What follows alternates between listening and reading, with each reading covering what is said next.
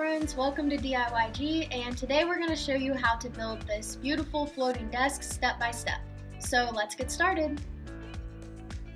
The first step is to plan out the size of the floating desk.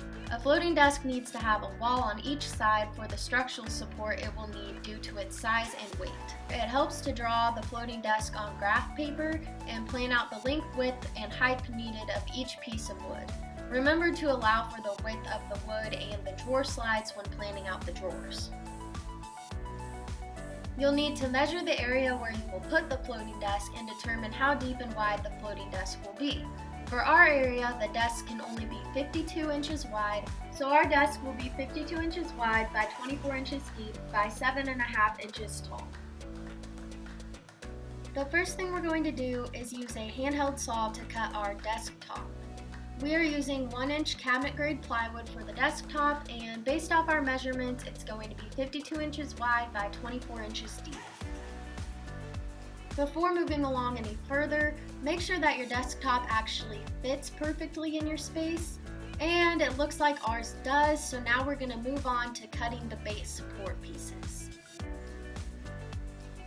Based on the measurements determined in step 1, measure and cut the side support pieces using 2x6 wood boards. You'll want to measure and mark length and width needed and cut with a miter saw. Our cuts are 22.25 inches since our desk is 24 inches deep. We will have 2 side support pieces, and you'll also need to measure and cut the back support piece, once again using a 2x6 wood board. Our cut was 52 inches since the desk is 52 inches wide. You will also need to cut 2 1x2 support pieces to support the bottom of the base, and ours will again be 52 inches wide, and so you'll want to cut those to whatever width your desk is going to be. You will also need to measure and cut 2 middle support pieces, and for these pieces we are going to use a 1x6 wood board instead of the 2x6, but they will be the same length as the side support pieces, so our cuts will both be 22.25 inches. When you're finished making your cuts, you should end up with something like this, and now we need to attach the pieces together. You'll first want to attach the 2 side supports to the back support using 3-inch screws. Make sure that the corners are square and flush before you attach the screws, and then you can pre-drill if needed and use at least 2 or 3 screws on each end for structural support. Next, we're going to attach the 1x6 middle vertical supports with 3-inch screws, and again, make sure everything's flush, pre-drill if needed, and use at least 2 or 3 screws on each end. Also, make sure that the 2 middle supports are evenly spaced out. It's very important that the space in between is equal so that all 3 of your drawers can be the same size. Next, we're going to attach the base support to the walls. So using a stud finder, find and mark the studs on both walls. Determine the height of the floating desk on the wall and mark a horizontal line the depth of the desk using a level. Make sure that the line is level from front to back and do the same on the other wall, making sure that both lines are perfectly level and the same height on both sides. Once you have your marks made on the wall, you'll install the base support in the designated area according to the height desired and mount the base to the studs on both walls. Make sure to set a level on the side support to ensure that the support stays level while installing. Also, use at least 2 3-inch screws to secure the side support to the studs. Continue using the level throughout the base support install to make sure that the desk remains level. You may need to install the base support without the 1x2 bottom base supports attached to allow for more flexibility of the 2x6 base frame. If so, just attach the 1x2 bottom base supports after installing the 2x6 base frame. When attaching the 1x2 bottom supports, you'll want to make sure that one is attached flush with the front of the desk and the other bottom support is in the middle of the desk. Once you have your bottom base supports installed, your frame should look like this, and you'll want to temporarily place the desktop on the base support so you can make sure the desk trim and the drawer facings will be flush with the desktop. Do not attach the desktop at this point though, because you will need the ability to remove it at times for the following steps. And next, we're going to measure and cut the desk trim. You'll want to measure the length needed for the desk trim, and this will hide the rough edges of the base support. So you'll cut the 1x2 trim according to your measurements, and we cut our trim to 52 inches since that is the width of our desk. Next, we're going to measure and determine the size of the drawers. So you'll measure the inside of the drawer frame width. Then subtract out the width of the drawer slides from the drawer width to determine how wide the drawer can be. Slides are usually ½ inch thick, and when you put both sides together, it'll be a total of 1 inch. Then you'll also have to subtract out the width of the wood used for the sides.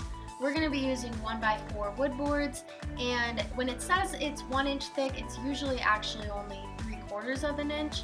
So if you're taking both sides, that'd be a total of 1.5 inches. So to sum up the math here, we have 12 inches of total space, minus 1 inch for the drawer slides, minus 1.5 inches for the width of the wood. So the total inside width of the drawer is 9.5 inches, and this is the width you need to cut for the front and back of the drawers. For the length of the drawer, you'll want to measure the inside of the drawer frame from front to back and then subtract out the width of the back and front pieces of wood, which again, since it says an inch, it's usually only 3/4 of an inch, and then that will determine how deep the drawer can be. Once you have your measurements, you can cut your drawer pieces using 1x4 wood boards. We'll need a front and a back and then sides for each drawer. And remember that we're going to have 3 drawers, so you'll need 6 pieces total for the front and back pieces, and then 6 pieces total for the side pieces for each drawer. Now we're going to cut dado grooves for the drawer bottoms, and our drawer bottoms are going to be cut out of 1/8 inch plywood. First, you'll want to use a blade measuring guide to adjust the saw blade to 1/4 inch.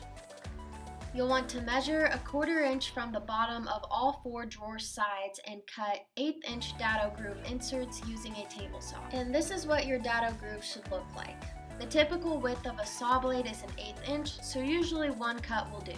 Once you cut your first dado groove, then slide the 1/8 inch plywood into the dado groove to make sure that it's wide enough. And if it's not, you can do another cut on the table saw. Next, we're going to assemble the drawers. To do this, you'll want to glue and brad nail the back and sides of the drawers together using clamps for support. Do not attach the front of the drawer at this point, and also make sure that the corners are square and flush, otherwise the drawer will not work properly in the end. Now that the sides and back are together, you'll want to measure the length and width needed for the drawer bottom, adding in the depth of the dado grooves, which again is typically 1/4 inch on both sides. Then you can use a table saw to cut the 1/8 inch plywood according to your measurements for the 3 drawer bottoms. Now you can glue and insert the 1/8 inch drawer bottom into the dado grooves of all 3 sides and then wipe away any excess glue. You'll also need to glue and brad nail the front of the drawer to the sides, making sure that the drawer bottom fits snugly in the dado groove. And then repeat these steps for all 3 of your drawers. The next step is to paint or stain all the pieces. So you'll first want to fill in all brad nail, countersunk screws, gaps, and imperfections with stainable wood fill and allow that to dry. After that, you'll want to sand the floating desk base, drawers, trim, and desktop with 110 grit sandpaper until it's smooth. And then you can switch to 220 grit sandpaper to finish. Make sure when you sand that you're sanding with the grain of the wood and wipe off any remaining sawdust. Then you can stain or paint the floating desk pieces and then allow to dry according to the directions. Once it's dry, you'll want to lightly sand with steel wool and then apply a second coat if you need to. When using the steel wool, you're going to want to focus on lightly sanding down the rough spots, and once again, you'll want to sand with the grain of the wood and then wipe off any sawdust. The last step in the painting or staining process is to apply polyurethane. And you can either use a spray or you can use the liquid kind, and just make sure to allow it to dry according to the directions. The next step is to attach the drawer slides. You'll want to attach the corresponding drawer slides to the right and the left sides of the drawers according to the manufacturer's directions. It helps to turn the drawer upside down for easier installation, and you'll also need to attach the corresponding drawer slides to the desk side supports. Typically, the drawer slides that attach to the supports need to be about 1/4 inch from the bottom of the support. To help, you can use a 1/4-inch thick paint stick to support the slide while installing. Also use a level to make sure that the slide is level. Now we're going to measure and cut the drawer facing. You can measure the width of the drawer facing needed, and it will need to cover the drawer plus the edges of the floating desk frame for a clean look. So you can measure and cut the drawer facing from a 1x6 wood board. For a continuous look without any gaps in between the drawer facings, you can take the width of your desk and cut the 1x6 to that width, which ours is the 52 inches, and then cut that into the 3 sections needed depending on the width of the drawers. Now we are going to attach the desk trim and the drawer facings, and we have set our desktop on top of the base frame for reference. To attach the desk trim, you'll want to apply liquid nail to the back side of the trim. Using clamps, clamp the trim to the base support, making sure that the trim is flush and level. And then you can brad nail the trim to the base support and let dry overnight. Now that the trim is attached, we can also attach the drawer facings to the drawer fronts. You'll once again want to clamp for support and then allow the glue to dry according to the manufacturer's instructions.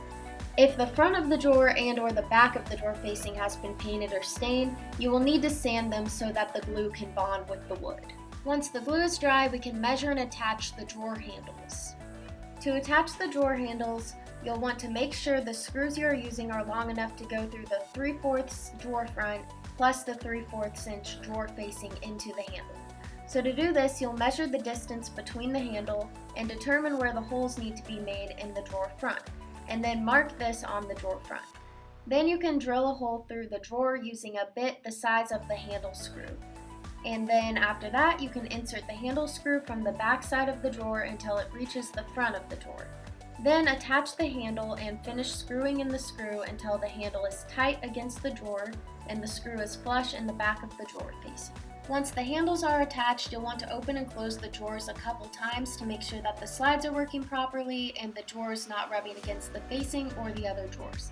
If so, you can adjust if needed. The next step is to attach the desktop. To do this, you'll want to brad nail the desktop to the 2x6 base support with 2-inch brad nails. Make sure to attach the desktop on all 3 sides. This next step is optional, but if you'd like to, you can wood glue and brad nail a backstop to the 2x6 base support, and this will just stop any pencils or other things from rolling off the back of the desk. The last step is to fill any nail holes or imperfections with wood filler and then allow that to dry. Once the wood fill is dry, you can touch up the paint or stain. You can do this by using the original paint or stain that you used, but since the holes are so small, we're going to use a finished stain marker. And after that, you can apply additional polyurethane if needed, but usually the holes are so small that additional polyurethane is not needed. And then all you'll have to do is touch up any places on the wall that were scratched when installing the desk. And then you're finished. And that's a wrap. I'm not gonna lie, this project took me about 3 weeks between working full time and then working on this nights and weekends. But it was well worth it, it was a lot of fun. As you can see, he's got a nice big workstation here, and then he's got 3 drawers that he can hold all his stuff in. And we got it finished just in time for him to start back to school. Thanks for watching.